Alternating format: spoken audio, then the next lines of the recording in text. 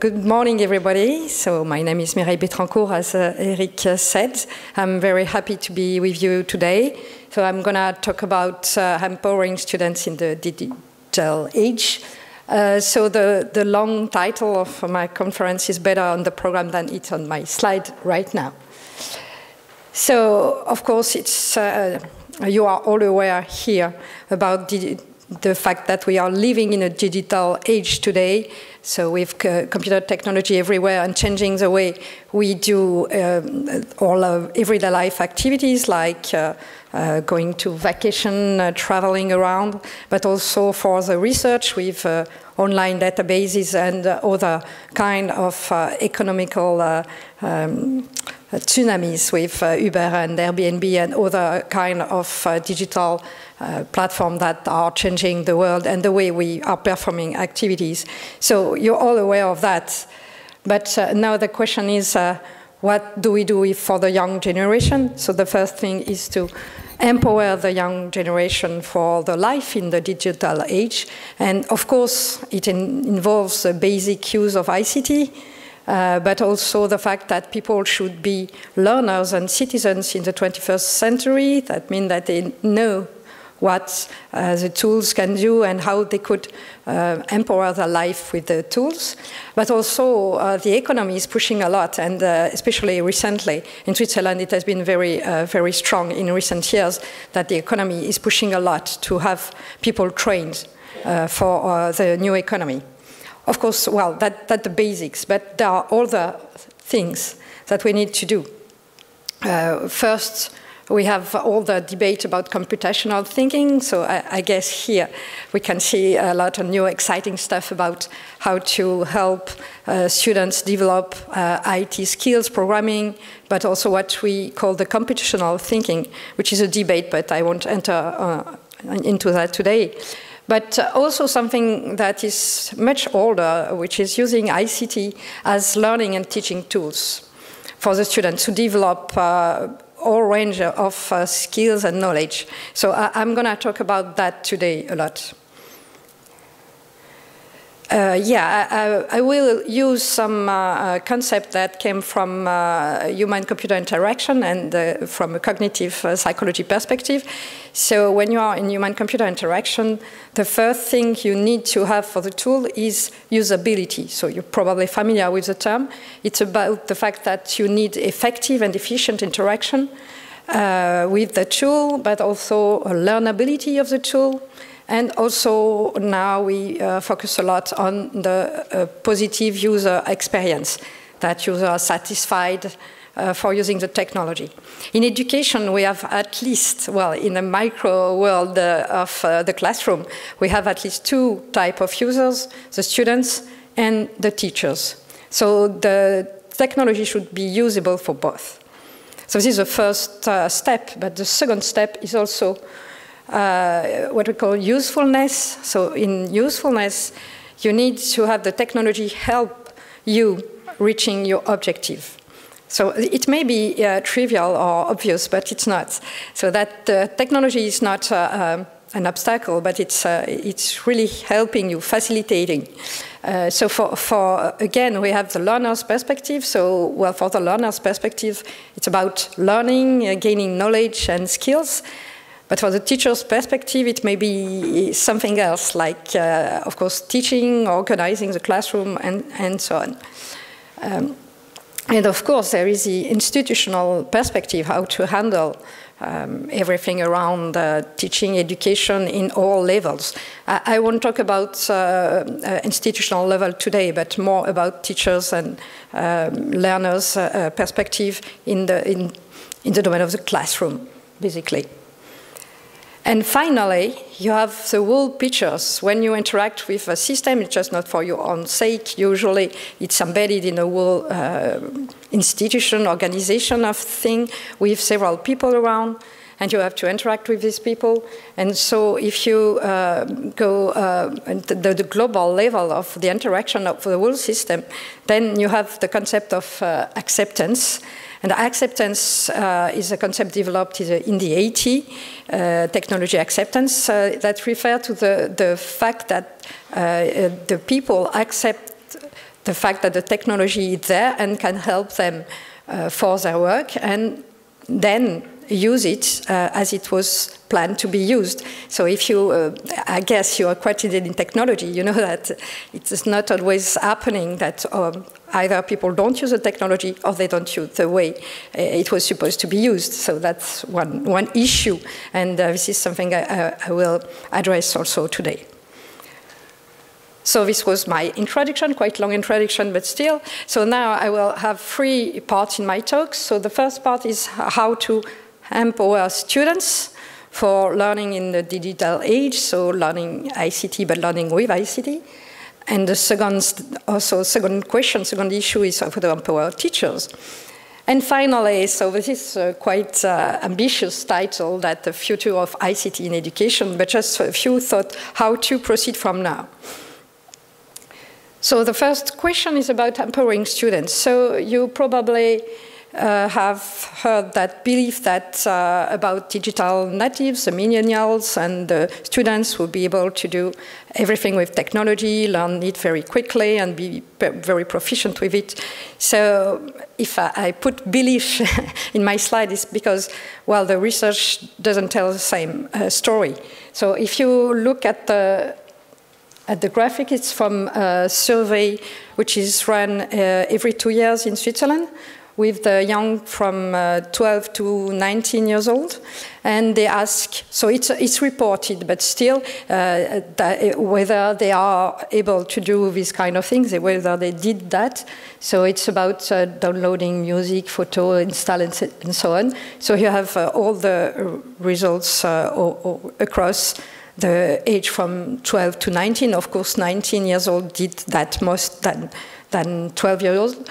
But what I wanted to show there, it's that, it's not translated, sorry. This is gender, this is girls, and this is boys. So the dark blue is girls. And what you show, what the slides show, and all the bold are statistically significant.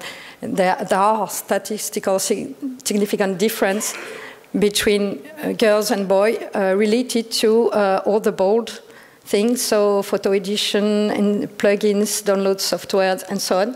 And it's especially, well, girls are only more used to do photo edition than boys, but all the other categories, girls report doing that less than boys. And well, you can say it's not really an issue, but it may be an issue, and I will explain why. And the second thing is that if you look at download music, video games, it's very, very frequent. But if you look at design of websites, programming, and it's very low. So they are, well, can we consider them as digital native if only 30% have ever done programming in their life? Maybe not. So what it shows is that if you don't do anything, if you let the world go as it is, well, the students won't develop ICT skill naturally. But I guess you know that because you're here, and you're probably here to also display how to help students develop ICT skills.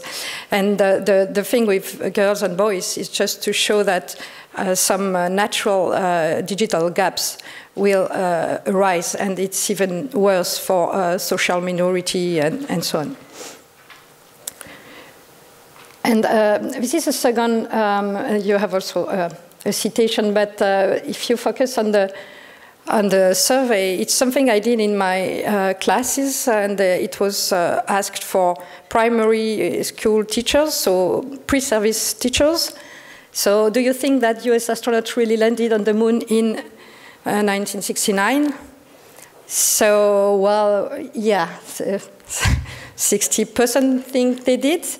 And, well, some think they didn't land ever on the moon. But what is striking is I don't know. How come you don't know? You are primary teachers, you know. What are you going to teach to students? Because I guess it's somewhere in the primary school program. So, well, of course, it's not new data. What was striking is the number of I don't know in this particular population, and it's not rocket science. I mean, it's just going to the moon. So well, it's a rocket science. Yeah, it's a standard, well, it's old rocket science, even if we went, we didn't go to Mars yet. But so the thing is that, well, you know, you have all this conspiracy stuff going on, but my point was that they should know. I mean, they should have an opinion. They could say, okay, it's a conspiracy from the US. Okay, well, the 12%, I guess. But then they can know. Well, they have to be trained. What it shows is that people don't really know they could know about if they went to the moon or not. So having confidence that you can have the information and you can have reliable information on the internet or through other means, but basically through the internet, if you know how to search and to be sure about what you find on the internet. So they didn't have these basic skills, obviously. And it's, you know, there is a very interesting article. If you don't have it, I really advise you to read it from Paul Kirchner and Joren van Marienburg about do learners really know best urban legend in educations. And it's very interesting how they demonstrate what we assume to be true, and especially in education, digital natives, but also learning styles and so on. And so what they point that, of course, they have just basic skill of what they do the most, which are not necessarily what we need them to get for being learners and citizens in the 21st century. So significant further training in how technology can be used for learning and problem solving. So that's something. Okay, so now if we want to train the students for using ICT, the question is how to do it. So this is my point here today. My claim is also that a good way to learn ICT is also not only, of course, you can have ICT courses, but in addition, if you just have ICT courses, maybe not so well as if you also use ICT to teach other knowledge in every domain, math, history, and science, whatever. So that's my claim today, that it's not only having computer courses, but also computer in all courses. So the studies, computer technology in education is not new, and as some of you probably know very well, so it has been around for 40 years now. So, there have been studies, and what they show is the fact that, yeah, in average, you have positive results of using ICT in the classroom for learning ICT skills, but also for learning in general. What was the objective of the activity, but not systematically. And of course, it's really very much matter of the use that has been the use of ICT. And so I like this citation. What matters is not what the technology can do, but what we can do with the technology. So just reverse the question. If I want to do project-based, collaborative learning, creative thinking, maybe technology is a good way to support that. I developed a sort of model to try to convey to people, and especially for teachers, how to use technology. So why is technology around in our society? It's because it can do things that is not so easily done without technology. So I have usually 4 functions. So first is automatic processing. So as you may know, computers have been also designed to process a lot, big quantity of data. So that's the first thing. Automatic processing of data, it's what enable interactivity and automatic feedback. So all the drill and training and simulation. You also have multimedia. So multimedia, we had yesterday night a very nice demonstration of the power of visualization. So that's visualization, but also adding sound and audio for activities. And you have also, of course, data storage and reuse. This is an old one, but maybe we underestimate what it is. The fact that now it has been shown that we never write a paper or whatever from scratch. Basically never. We always use something and work on it from ourselves or from other parts, and so that is really something that is really done, and that can, of course, in education you can work all year long on something and write over again. And finally, collaboration and sharing, and now you have all the Wikipedia stuff, but also other means to have people working on the same task. So basically, the 4 functions that technology can do that was very difficult before, and you have either utilization or production with the technology. This is something I also say to teachers, that they can use resources, for example, visualization resources, as we saw yesterday, but they also can design with the technology. So use the technology to design video, to build some computer programming and so on, then to become really producer of technology. Okay, so, well, a study we did in collaboration with primary school teachers and the unit that is in charge of training, continuing education of teachers. It was done in 2014, which is now 4 years ago, but it's still quite relevant because in Geneva there are only 1 computer per classroom for now. Some classrooms have more than 1, but it's usually because of the city providing them. So the teachers are not used to have technology around. And there is all the trend and a law that is going to be probably voted in a few days, a few weeks, about having computers, tablet computers in the classroom. So we had an experiment with teachers, regular teachers, who didn't really use much technology, and we were not acquainted with tablets. So it was in 2014, so maybe now people are more acquainted with the smartphone. And so what we did, we had 2 teachers, but they were sharing the same classroom with 18 students.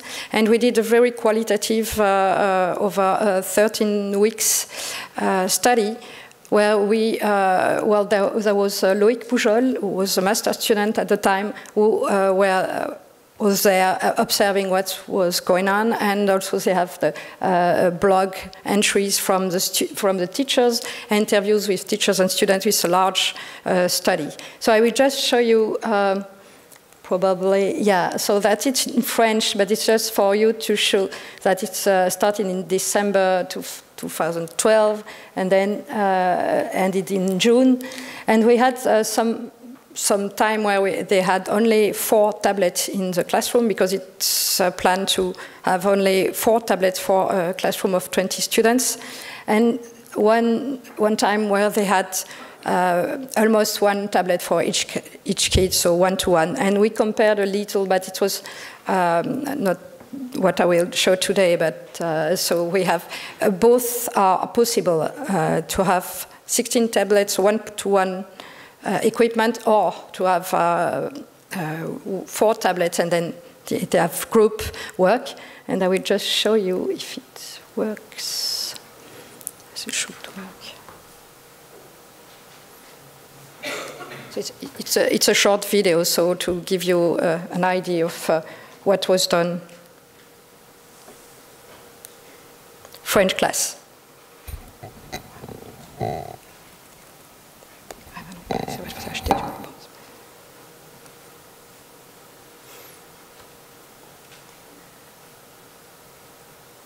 So you don't have the sound. I don't know if the techniques can, because it's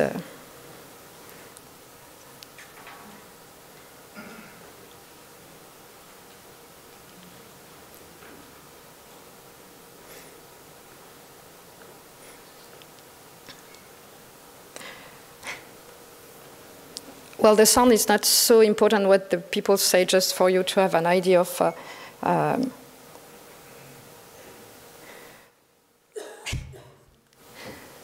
okay, so So they are writing like journalists. So they are supposed to report what they wanted. So here, obviously, car accidents. So they have to write like journalists, and they have, and then they put that in a blog to show parents and others.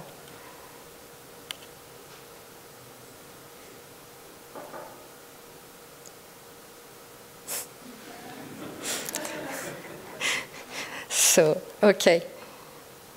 So I see you noticed the fact that the one that has the tablet didn't want the other one to, to interfere with his design. So, okay, so it's just to give you an idea of things that were done during these 13 weeks. Okay, so yeah, if you, oh, sorry, I forgot to translate. So it's a 4 function I demonstrated just previously. So about communication, storage, visualization, and automatic processing.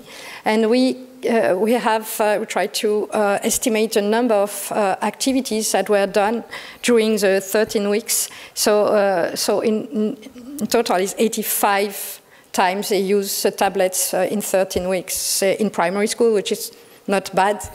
And so they did so for a lot for processing, automatic processing is basically drills, but also visualization, well, storage, meaning writing papers and then taking them later to write again.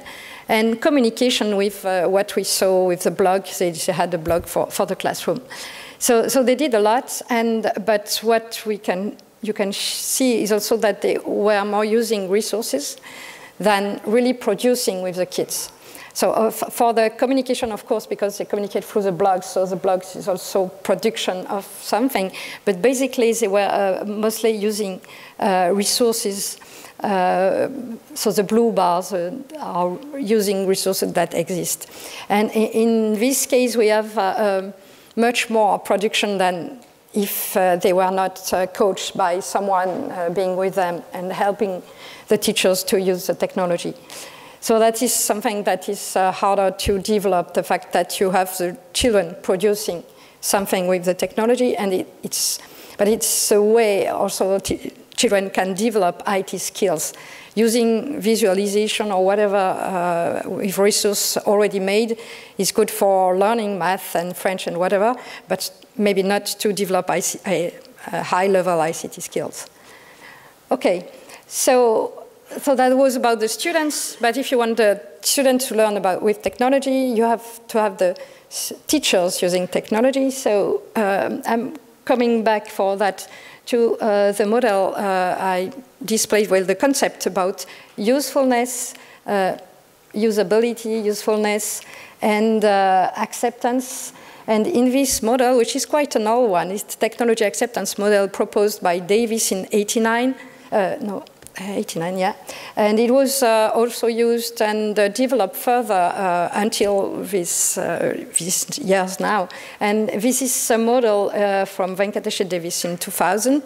So basically, the idea is that when you have people having a new technology, they have an estimation about the usefulness, how much the technology will be useful for their job, usability, how much it's easy to use, and then it will affect the intention to use the technology and the behavioral use, the effective use of the technology.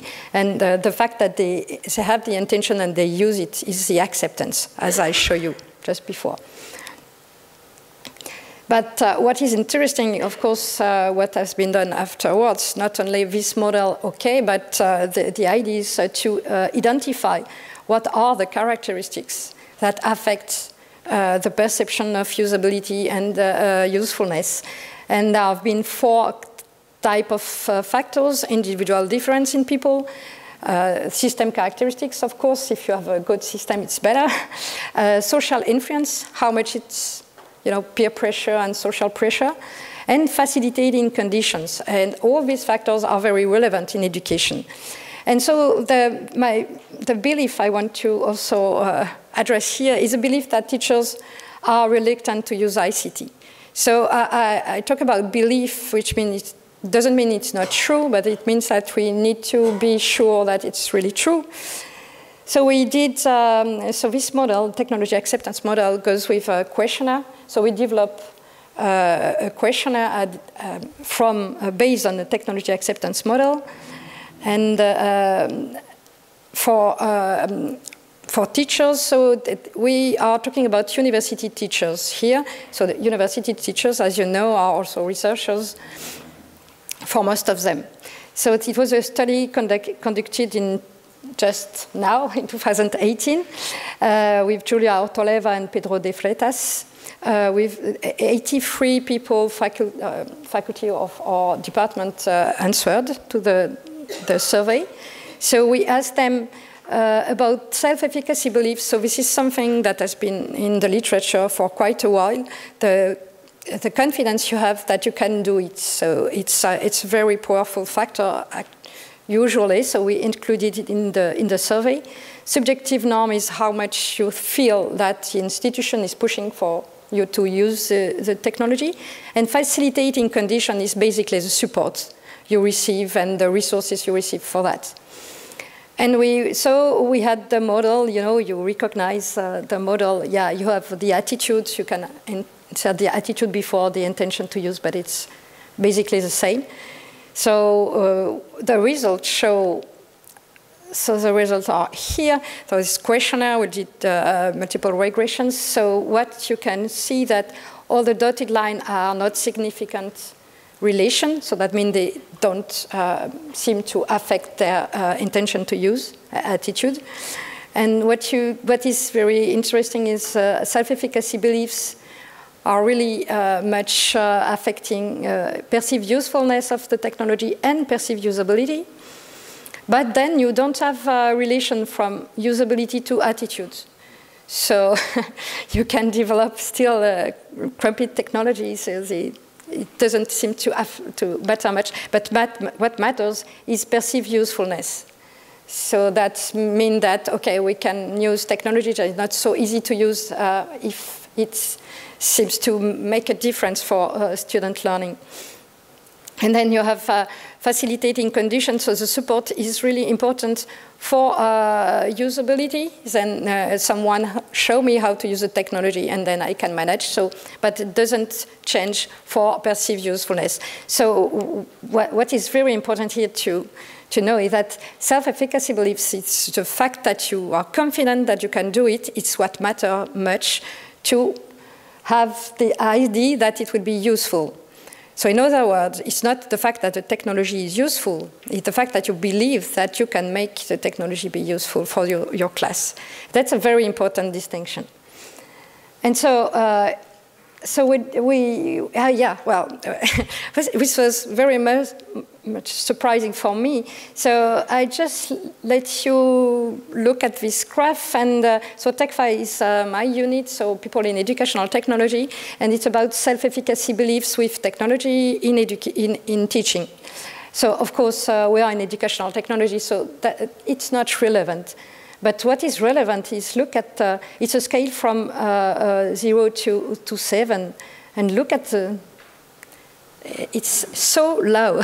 So these people are researchers in psychology and education, so they use softwares every day, I mean, that's it. And they report using, by the way, in the same survey. So what it means is that their feeling about the technology, how confident they are, it's very, very, very low. So that I was really surprised because it's the people answered this online survey, they answered voluntarily. So we could expect there is a bias, but if there is a bias, I let you imagine what the others do. So that's really surprising for researcher in psychology education. So it means that we really need to do something about that.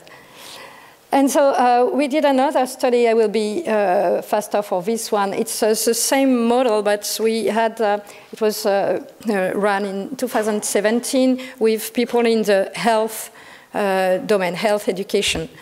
And we took a simpler model based on Bandura's self-efficacy directly. So, but what was the question here is whether it was self-efficacy in general for IT, for my professional use, or self-efficacy for IT in education, for teaching. And the same for job relevance. I mean, the perceived, it's like perceived usefulness. It's not exactly the same, but it's the same idea, whether I think IT are useful for my professional life or for pedagogical use. And so what we found is very interesting. Here we have 147 teachers in the health domain. And again, what you find is not about using technology in general. It's about using technology for teaching. So that's really, you know, there is a belief that people are reluctant to use technology. If they are reluctant to use technology for themselves, they won't. But if they are not reluctant to use technology for themselves, they will use in the classroom. It's not true. You have people who use technology for them, for like in the researcher in my faculty, they use software a lot, and they are quite skilled with that, but they don't use for teaching because they don't feel confident. So that's really where we should act to train teachers in every levels. I mean, primary, secondary, tertiary level. Okay, so now I am in the third. Yeah, I think it's okay. It's perfect. The future of IT education. Just 5 minutes. It's an open question. So I just have. So you know this model now. So perceived usefulness, perceived usability, and intention effective use. And so what show the studies I just showed you before, that we have self-efficacy beliefs very strongly inside it, and it's really affecting perceived usefulness. And we have also system characteristics in the model, but I didn't talk about that in the survey we did, and facilitating conditions. So I think there are 3 challenges for to help teachers integrating ICT effectively in education. First, system characteristics. The first challenge is to have educational technology made for education. The thing is that we're using technology that was not made for education, and except some that I see in the back of the room here, and probably here you develop some technology, but that's very important. It seems really obvious, but so there are 4 characteristics. Continuity. Continuity means it's a concept from the human-computer interaction, actually, is that it's very continuous with what you usually use. So as you see, for example, tablets are easier to use than computers because they are like, you know, like Notepad or book. It's the same. It's really continuous with the actual environment. Controllability, the fact that you can control the sound, for example. Interoperability, that the fact that you can operate, if you have an interactive whiteboard and a tablet and they don't communicate with each other, and you have resources provided by the ministry and you cannot use them because it's not interoperable. I don't have the solution, by the way, but just the wish we develop technology for education. And of course, sustainability. This is a great problem. So many teachers use technology, and then we say, okay, it's not supported anymore. And then the teachers say, okay, never again. That's a problem. Okay, so that was the first challenge. And the second challenge is between self-efficacy belief and perceived usefulness, because I told you it was really something very important. So of course, it's teacher training mostly. So initial education and continuing education to improve competence, of course, but also the belief that you are competent, that's different. And also the use that are relevant, but and we can show here in this conference, but still very underused. They are around for a while now, like digital design, this is 3D printing and laser cut, you know. And also the fact that children can create things, so with blogs and multimedia, or more advanced interactive games with Scratch or other software. So these use are really less frequent. And finally, the third challenge, and I will stop there, it's also to have relevant institutional supports, and more research is, of course, needed for the free challenges to be sure that it works. But yeah, well, it seems that small groups of teachers are quite effective. And because if people are left alone, either they are what we call champion, you know, the people who do anything with new technology, but then they are not a model for others because they are too high, too skilled. And also have basic resource for beginners. So we don't have to have everybody being a programmer. I don't think it's realistic to do that. Teachers, we all be able to teach programming. I really do. So it's better if they do what they are comfortable with and they do it well. Because if you use robots or programming and you don't understand what you are doing, you just do it because you have to, it won't be good for the kids. So it's better to do what you want to do and you do it well. So that's having something, I know it's not very frequent in education to have customized support, but it's good.